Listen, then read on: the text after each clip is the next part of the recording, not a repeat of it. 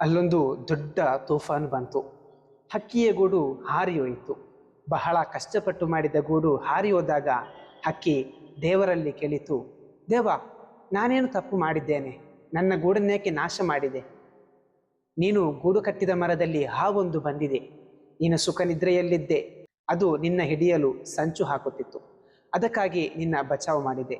ಬೇರೆ ಕಡೆ ಗೂಡು ಕಟ್ಟು ಎಂದು ದೇವರು ಉತ್ತರಿಸಿದ. ಮನುಷ್ಯನ ಬದುಕು ಅಷ್ಟೇ, ಸಾಕಷ್ಟು ಕಷ್ಟಗಳು ಬರುತ್ತದೆ. ಆಗ ನಮ್ಮ ನಂಬಿಕೆಯ ಕೊರತೆಯಿಂದ ದೇವರನ್ನು ದೂಷಿಸುವುದು, ಆ ಬಗ್ಗೆ ಚಿಂತಿಸುವುದು, ದೇವರು ನನ್ನನ್ನೇ ಯಾಕೆ ಟಾರ್ಗೆಟ್ ಮಾಡುವುದು ಎಂದೆಲ್ಲ ಅನಿಸುವುದಿದೆ.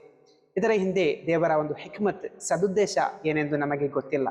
ದೇವರೊಂದಿಗೆ ಸವಾಲ್ ಮಾಡಬಾರದು, ದೇವರನ್ನು ಕಟಕಟೆಯಲ್ಲಿ ನಿಲ್ಲಿಸಬಾರದು.